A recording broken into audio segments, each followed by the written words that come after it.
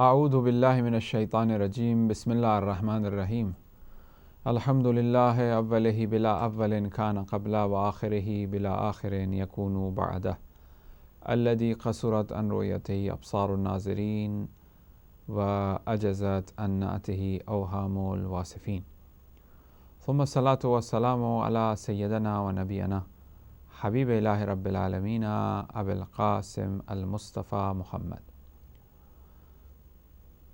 وآله الطيبين الطاهرين المعصومين المظلومين سيما بقية الله الأعظم بقية الله خير لكم إن كنتم مؤمنين ولعنة الدائمة على أعدائهم وغاصب حقوقهم ومنكر فضائلهم أجمعين من الآن إلى قيام يوم الدين.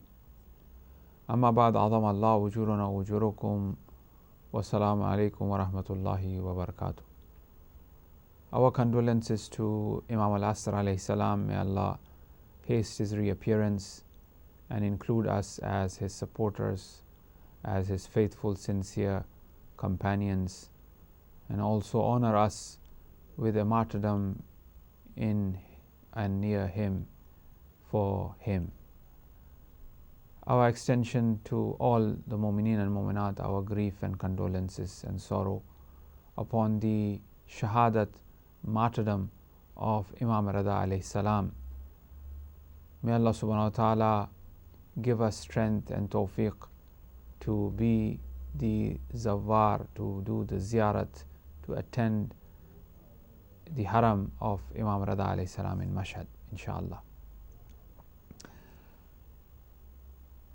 Tawheed is one of the most important need of human society and human being.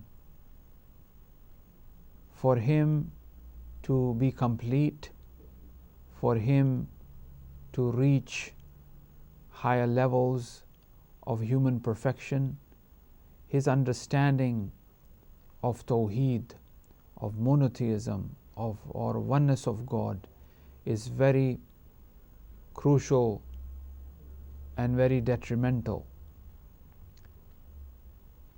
It is through this ideology, if you want to call on a lower level, through this belief, through this reality, which is Tawheed, a man is in a state of tranquility, peace, and justice. If there be a misunderstanding of monotheism, of Tawheed, of God, of oneness of God, they will be very, complicated and difficult problems and also hurdles for this person for his completion, for his journey. Every person who had clarity in regards to the existence of God, in regards to Tawheed particularly, have been the most influential personality on the face of the earth and have been able to provide the best for humanity, have been able to leave behind a legacy for us to follow. Whether that person be a Muslim or a non-Muslim as well, if that person have a sense of religiosity, a sense of Tawheed, a sense of the existence of God, and was sincere in this belief and was working towards this belief, have been seen to be very detrimental towards providing hope, towards providing a path to humanity. when we pay attention to most of the scientists, those who have left behind things by which human society, by which human being benefit from, we find that these scientists, like I said, Muslim or non-Muslim, these scientists have been people of akhlaq, people of some source of religiosity and a sense of religion within themselves. To name a few, Newton was a Unitarian Christian. Einstein was a very religious person.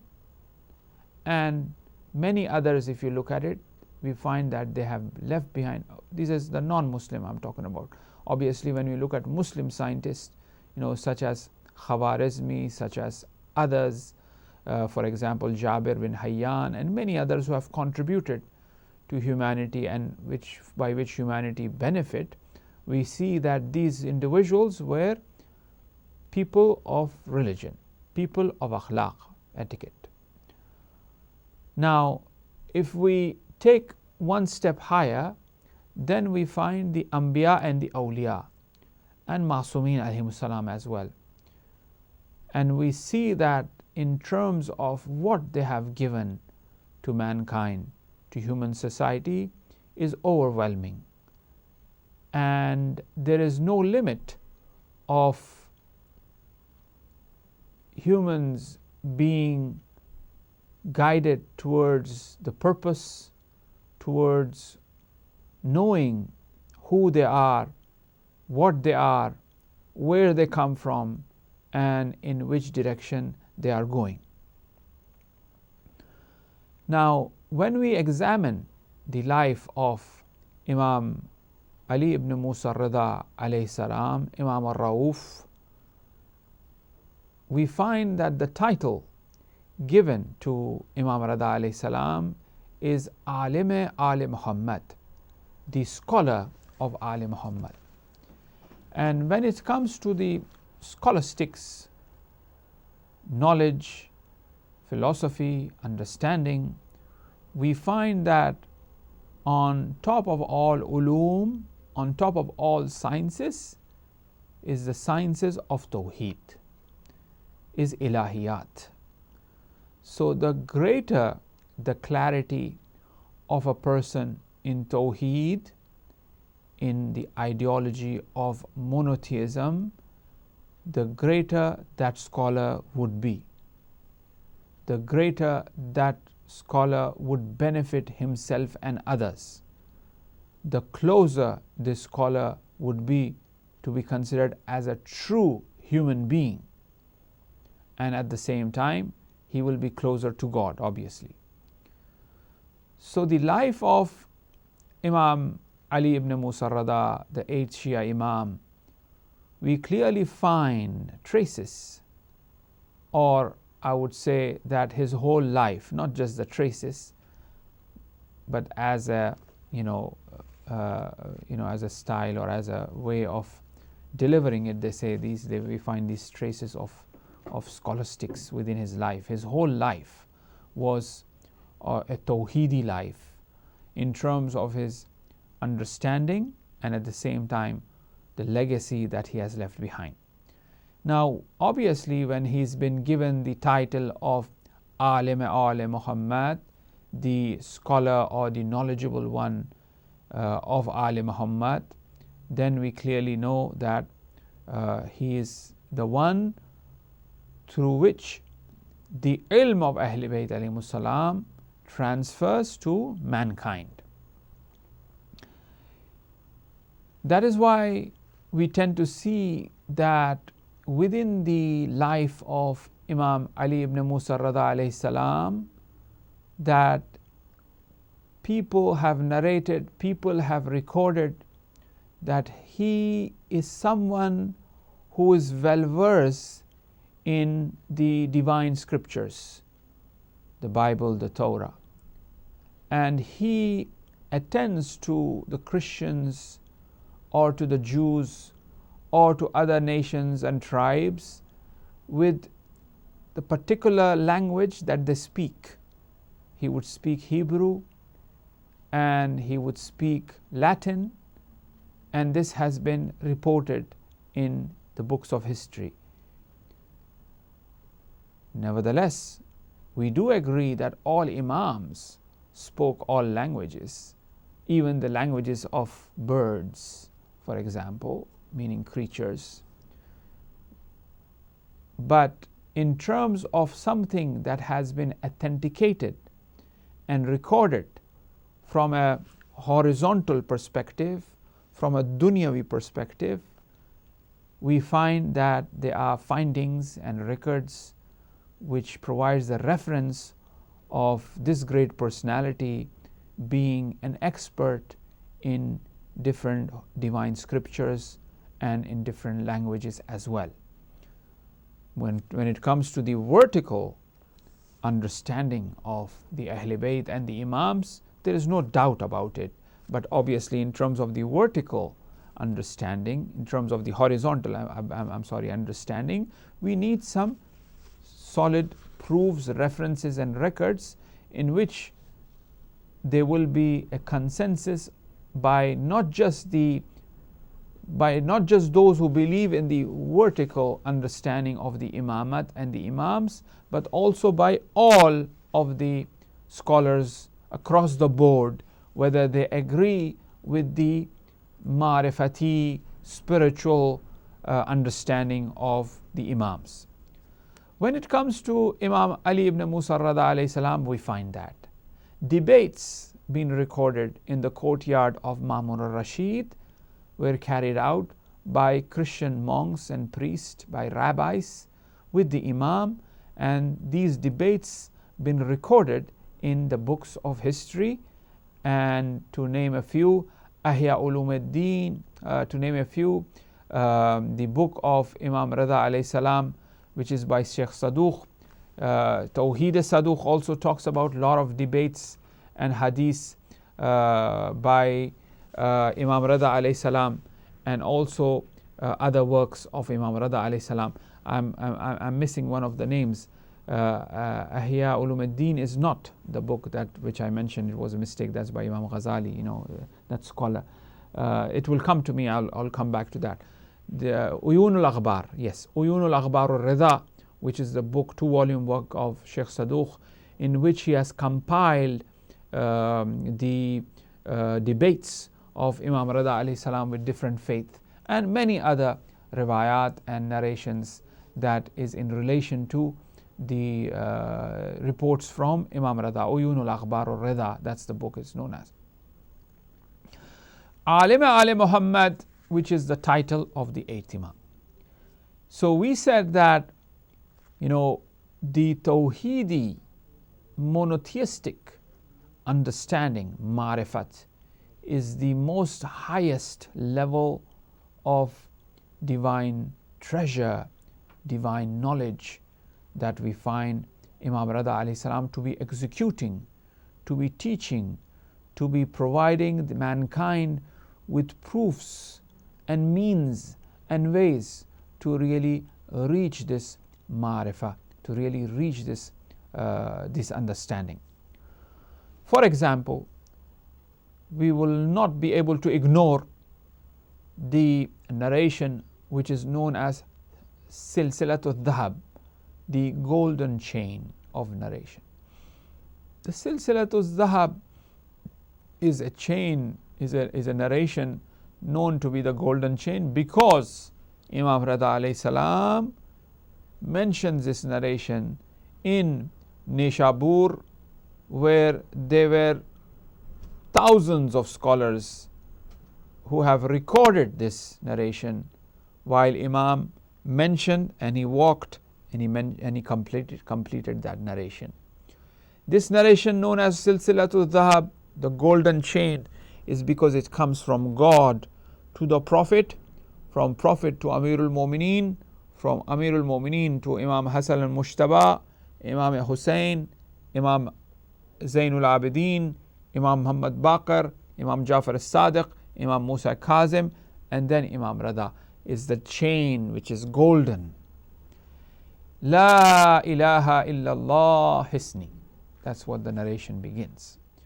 Means that the fort of someone, in brackets I'm mentioning this, means of someone to be protected from hellfire, from calamities, azab, from limitation, from being evil, corrupt, whatever, all negative things that you may think of. La ilaha illallah is considered to be the fort, and whosoever enters this fort, amina min azabi, will be protected from the azab of Allah subhanahu wa ta'ala.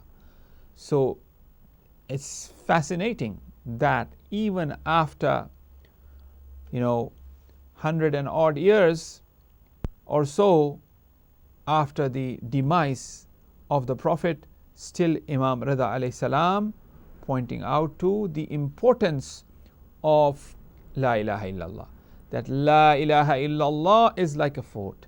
This is nothing but indication of that Tawheedi importance in Imam's life, and also the propagation of this divine message for which the Anbiya, Awliya and the Imams were sent to mankind for.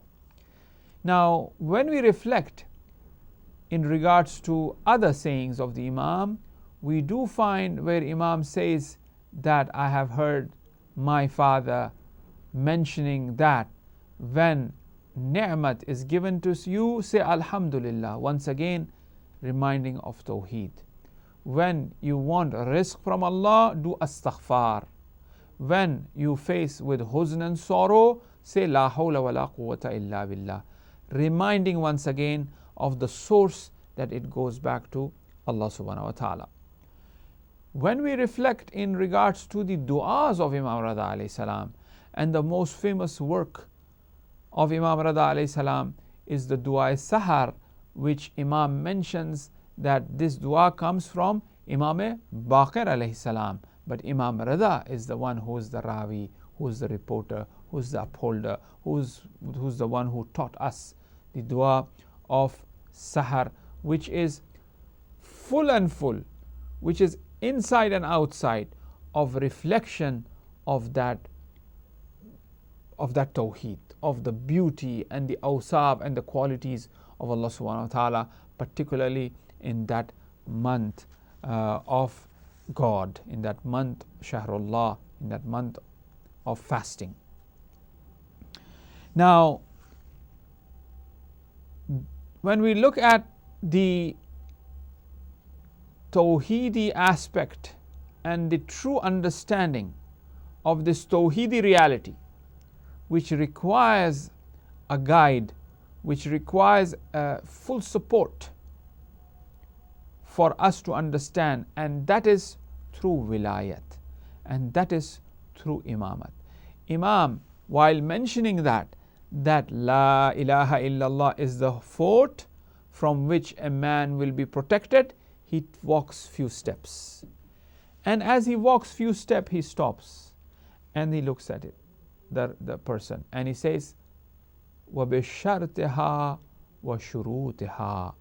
However, this Tawheed, this La ilaha illallah, which is a fort protecting from the azab of Allah, is with certain conditions, شَرْتِهَا وَشُرُوتِهَا.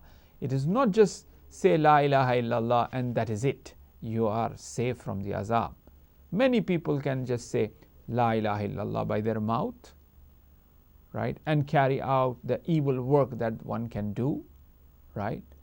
But it is not the case. It is not just La ilaha illallah, of pronouncing La ilaha illallah. Waylun lil musallin.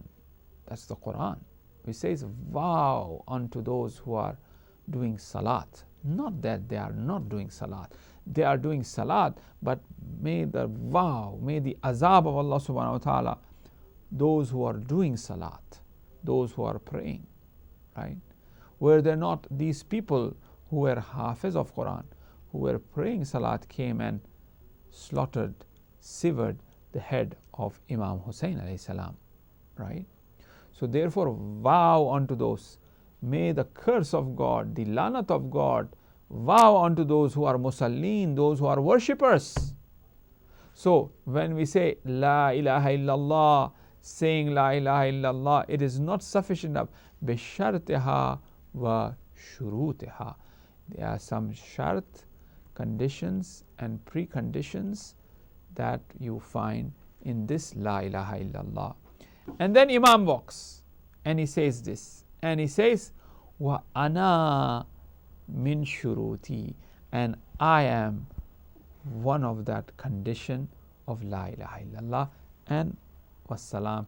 He stamps it with the complete message of Tawheed that came from Adam to Khatamun Nabiyyin, who's the stamp of the Risalat of the Anbiya. With that stamp, the same way Imam Raza alayhi salam says, Wa ana min shuruti. There are some ideological, philosophical, marifati, irfani aspects to this which we'll deal with. However, I would like to point out to one of the historical reality of this school of tashayyu, of this imamat, the school of true tawheed. Why did Imam says, Ana min shuruti, that I am one of the condition? We do find people who believe into imamat till the fourth imam. We do find people who believe into the imamat till the sixth imam.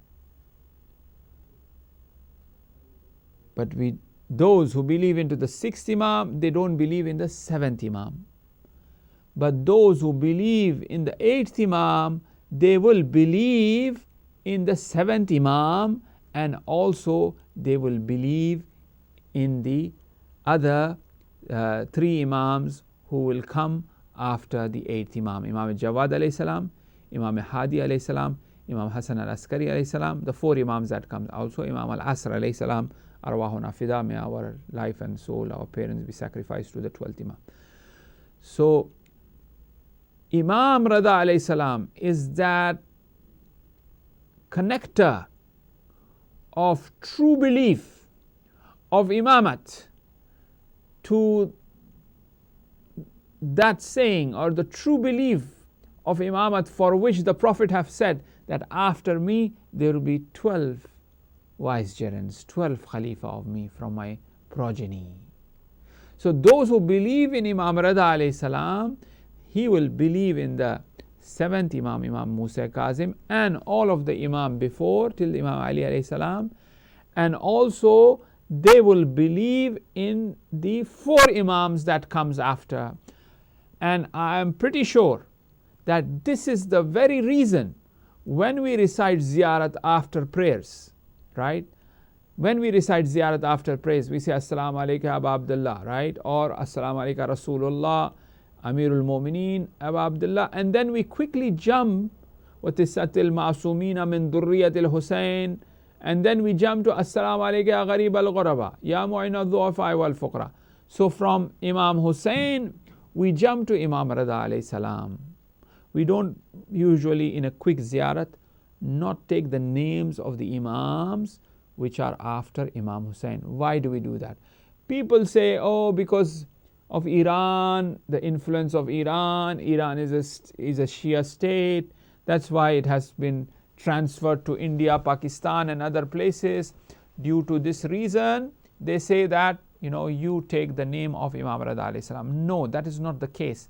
It is actually, I am pretty sure, and I know that it is actually for the sake that Imam Raza alayhi salam is that crucial imam. When we believe in Imam Raza, that means I am a 12er.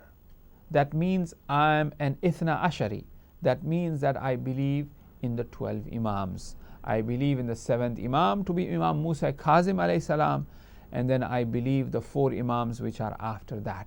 So he becomes that point where he connects, because there was an issue in regards to the belief of Imam Raza alayhi salam himself, because Imam Jawad alayhi salam was born to Imam Raza alayhi salam very late.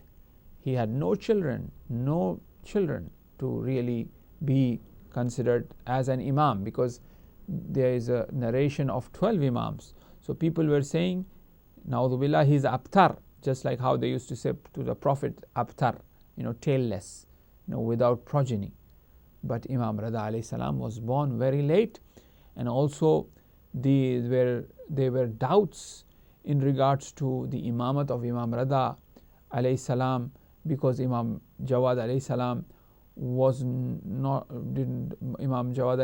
was of dark complexion, and they did not believe him to be the son. Face readers were called, you are aware of this, to really deter that. However, Imam, obviously we don't need face readers. As Imam Raza says, we accept, So Imam Raza alayhi salam, Ana min shuruti, I am also one of that condition of that La ilaha illallah. So Tawheed with Imamat, Tawheed with Wilayat. And Imam Raza alayhi salam is clearly pointing out to that true chain of Wilayat, that true chain of Imamat. Imam Raza says, I am one of that condition. Now, Ma'rifati aspect, Irfani aspect, philosophical aspect. When we recite Ziyarat Jamia, we say, Wa asrar le tawhidik.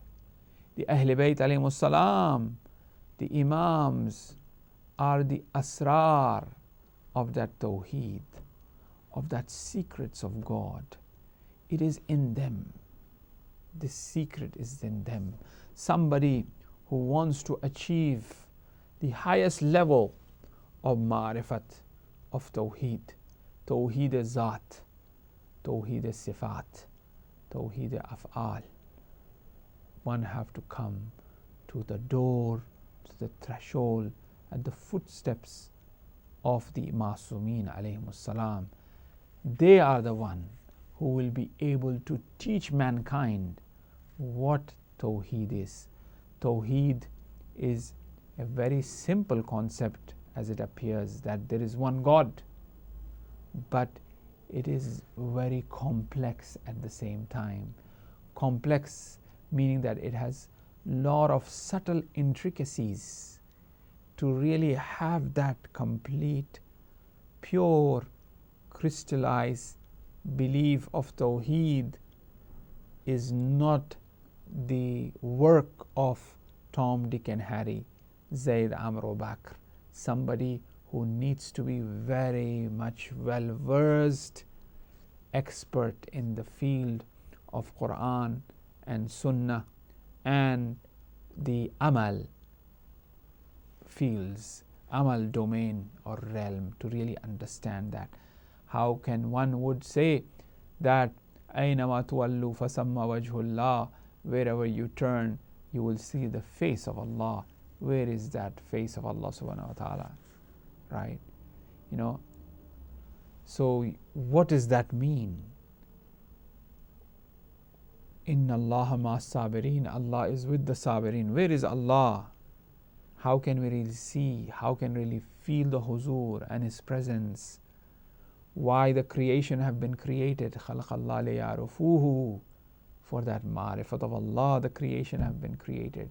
And in this hadith of Imam Hussain alayhi salam, he also utters the same thing, that the ma'rifat of Allah sits on the ma'rifat of the Imam.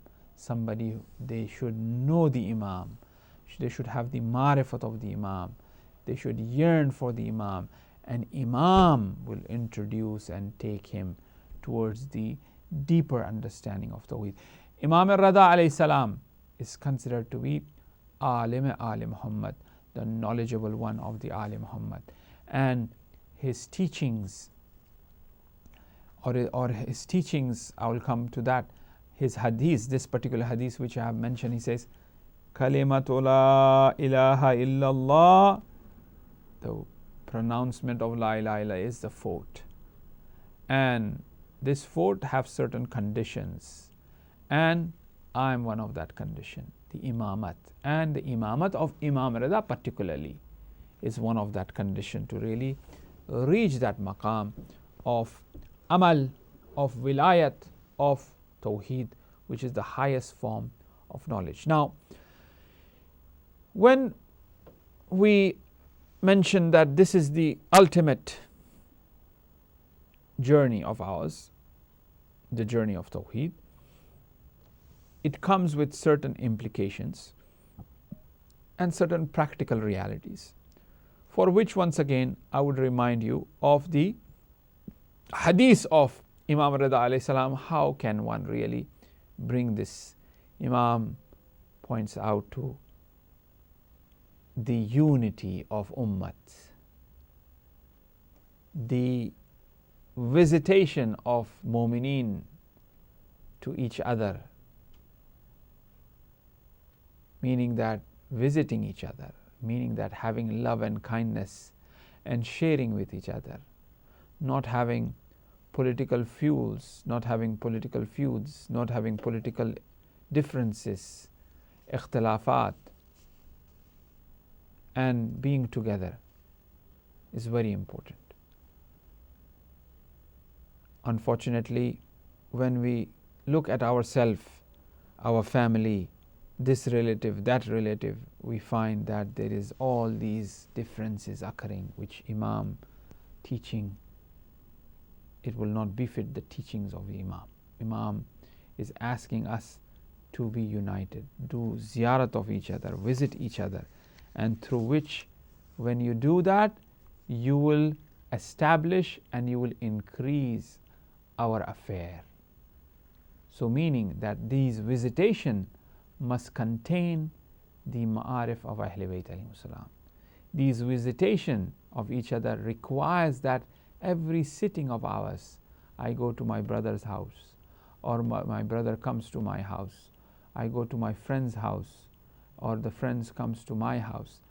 When he comes or I go, we should be discussing, apart from, yes, indeed, not that we go there and take a book and recite and discuss and increase our knowledge. No, we have to socialize, we have to speak to each other, we have to ask our daily things, what not, how is it going, and where is what on sale, where is what not on sale. It's fine, it's normal talk, but make sure that these gatherings have an element of ma'arif, of Ahl Bayt, of knowledge, of Tawheed, of akhlaq. This is very much important. Not just a goofy talk that we go and sit, eat good food, enjoy, and we leave. 2-3 hours of our sitting is just goofy talk. We don't do anything, we enjoyed the food. Yes, it's good. It's better than, if it's better than doing something, na'udhu billah, an activity of sin, for instance, right? But these gatherings, which Imam Raza is advising us, must not contain within it, gunah, backbiting, ghiba. When we gather, we should be careful that we are not talking about other people and what they are into, in what business they are.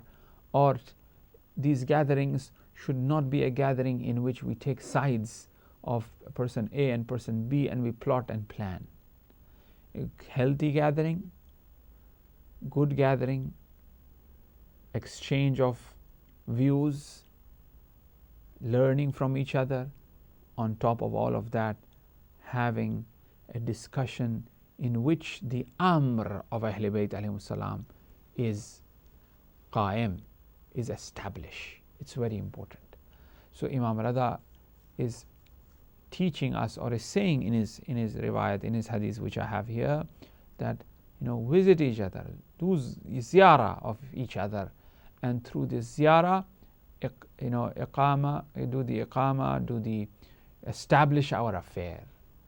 The affair of Ahl Bayt alayhim salam indeed is to reach out to humanity, is to teach humanity, is to be kind towards others, is to really take humanity towards God, towards divine teaching, towards justice, peace, towards loving and towards caring, extreme kindness, extreme love. The Ahl Bayt executed, showed, manifested towards everybody. And this is something which the Imam is asking. Now, as we all know that Imam Raza alayhi salam was called many times by Mamun Rashid in order that he be killed, in order that he be poisoned. It was not easy for Imam Raza alayhi salam to leave Medina, where he was based, where he used to visit Rasulullah, Bibi Fatima Salamullah alayha, Imam Hassan Mushtaba and other Imams regularly. The visitation he would do. But however, he was forced to leave Medina. When he leaves Medina, he gazes at the shrine, he gazes at the grave of Rasul, and he says that this is my last visitation. I am not returning back here. I will be taken away in the foreign land and I will be martyred there. Imam is fully aware of what is to unfold in regards to his destiny. Having said that, Imam have to execute, Imam have to act and bring out the best to leave behind guidance for the future generations to come. And Imam was indeed successful in doing so. As we see today, for example, the Alim Muhammad, which is the title of Imam Raza alayhi salam, Iran and Mashhad, Qom are seminaries which are the top ranking scholars, the top ranking madrasas and schools of Ilahiyat is been established there and has been established there in Iran because of that presence of Imam Raza alayhi salam. Because Imam been there, being in that place, going to that place, have changed the whole country into a country of Ahlul Bayt alayhimus salam, into a country where the knowledge of Ahlul Bayt alayhimus salam is delivered and is transferred from there, is propagated from there. So Imam Raza alayhi salam leaves Medina. He comes to a foreign place, Khurasan, where Mamun Rashid was the Khalifa Abbasi at that time. And when he looks at the popularity of the Imam on this trip from Medina to Khurasan, it shakes his throne. It shakes him up. And he is reminded of his father, Harun Rashid, who have poisoned the father of Imam Raza alayhi salam. And he also take the same route of his father. The fruit does not fall far from its tree. Mamun Rashid also takes the same route of poisoning, of killing, of murdering Imam Raza alayhi salam. Imam Raza, as he was stationed in the local mosque, he goes to the castle as he was invited by Mamun Rashid. And prior to his departure from his chamber, from his house, he speaks to Aba Salt, who is the secretary of Imam Raza, the closest companion of Imam Raza, who was always with Imam Raza alayhi salam. Aba Salt, I leave now, and if I return with the cloak on my head, with the Aba on my head, don't speak to me, know that I have been poisoned. Many times Imam was invited and he would return with the Aba on the shoulder. Aba Salt will open the door and would thank Allah subhanahu wa ta'ala that we have our Imam. On this last visitation to the castle, Mamun Rashid poisoned the grapes and offered to Imam Raza alayhi salam. As soon as Imam Raza had these grapes and he got up and was about to leave, Mamun inquires, in which direction, in which way you are heading? Oh, my cousin, as he would address the Imam in that fashion. Imam Raza alayhi salam says that I am heading towards where you wanted me to go. He is going towards the Malakut al-A'la. His soul is about to depart. He's been poisoned. While coming back from the castle, it says that Imam sat many times because the poison had started affecting his body, because he was badly affected by this poison and he couldn't really walk properly. He has become very weak, and gradually, with pain, with difficulty, he reaches his door, and the door is opened by Aba Salt, and the Aba of Imam is on its head. As soon as Aba Salt sees this, he says, Inna lillah wa inna ilayhi rajaun. We are about to lose our Imam. Our Imam is going to be shaheed. And then Imam quickly goes inside his chamber, inside his room, all alone on the ground. Looks like a fish which has just come out of water, or looks like a man who have been bitten by a poisonous snake. He was on the ground in full of pain. And then Aba Sal says, when I was looking at him, his face have changed pale, and there was cough coming out of his mouth. The poison was affecting his body, and he was in this state. And then all of a sudden, while I was looking through the door where the Imam was, through the gap that was in the door, all of a sudden I hear a sound, somebody walking behind me. And when I turned, it was the son of Imam Raza, Imam al-Jawad alayhi salam, who is only 6.5, who is not even 7 years old. I was shocked to see the Imam behind me, and I wanted to inquire him that Medina and Khurasan, because Imam was in Medina. Imam Jawad did not come with him. He was in Medina. Medina and Khurasan.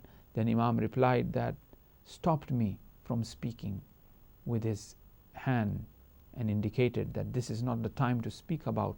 Allow me to attend to my father who's been poisoned. As soon as Imam Jawad alayhi salam goes inside, places the head of the father on his lap, kisses the mouth of the father, cleans the cuff, and speaks to the Imam. And here Imam transfers the ilm of Imamat. Imam Raza gives the knowledge of Imamat and the wasaya and the will to the Imam. I would say that, O Imam Jawad, you were present here with the Imam, but who were there in Karbala? And then we also hear the report that Imam Jawad asked Aba Salt to prepare the ghusl and kafan. The ghusl was prepared. This young orphan, Imam Jawad, who is 7 years old, gave the ghusl to the Imam, shrouded the Imam. The youngest Imam at the age of 7, who have become orphan and who will become an Imam at this very young age. Allah lanatullah ala qawm az-zalimin, sayalamu alladhina zalamu ayya munqalibin yanqalibun. May Allah subhanahu wa ta'ala accept this sitting of yours, this zikr of Imam Raza alayhi salam, and in return, bihaqq Imam Raza alayhi salam, Ya Allah, fulfill our shari'i desires that we have. Ya Allah, bihaqq Imam Raza alayhi salam, forgive our marhumeen. Ya Imam Raza, you are known as Raza. Your title is Raza, the one who is pleased. Ya Imam Raza, please us by fulfilling our desire. Please us as you are Raza, as you are the one. Grant us that pleasure. Grant us and be happy with our actions. Change our actions, then bad actions, to good actions, and let these actions be accepted. If you stamp on our amal name, on our amal, Allah will accept it, O Imam Raza, because you are Raza. You are the one who is pleased. You are the one who is Radi. Radi Allahu anhum wa radwan dhalikal. As the Quran says, God is pleased with them and they are pleased with God. So, O Imam Raza, be pleased with us.